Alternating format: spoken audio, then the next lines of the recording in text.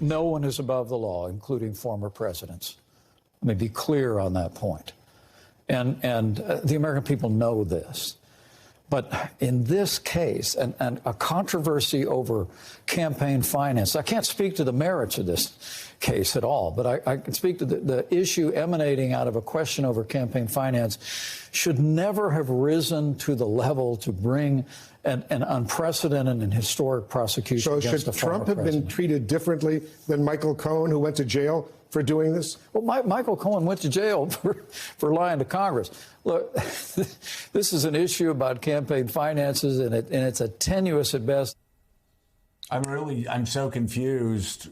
Willie, no man is above the law, but in this case, Donald Trump is above the law. That's the argument they have to make, that no man is above the law except for a failed reality TV show host who said, let's terminate the Constitution. And then, and the thing is, they're saying it about this case now.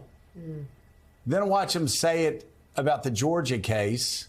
Then watch them say it about the documents case. If indictments And come then there. watch them say it about the January 6th case. Whichever of those cases may come, they're always going to defend the failed reality TV show host over the rule of law, over the Constitution, over the military, over the intel community, over American colleges, over every institution that's made this country great. Because for some reason, they believe we're a nation of men and not a nation of laws. Right. It's either true or not that no one is above the law. So you can't say no one is above the law, comma, but, and then it say why one person is above the law in this case. And you're right. They and Donald Trump, his supporters in Congress, and Mike Pence and others are laying the predicate in this first case.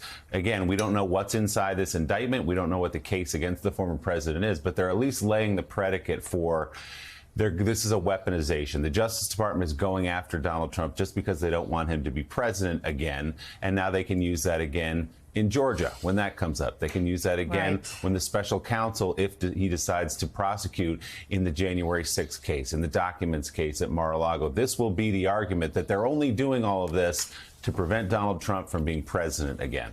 That's the argument. Yeah, and by the way, it's not just the January 6th rioters. I loved the Bard of Belle Meade, John Meacham, talking about the men's grill enablers. These people that try to have it both ways. That you know, and you and I, you and me, we've seen this all the time. People come and go, oh, I can't stand this guy. This guy, I hate this. Oh, he's the worst. He's horrible for the party. He's horrible. And then these men's grills and enablers will go on TV. You look at Glenn Youngkin, he's a perfect example. And all these other people go on. And then they'll say, oh, the weaponization of the rule of law. It's just such nonsense. It's also irresponsible because we don't know what's in the indictment. And there's a baseless accusation about any type of collusion or the rule of law being abused. But that's a little fact check to what the former vice president said about Michael Cohen.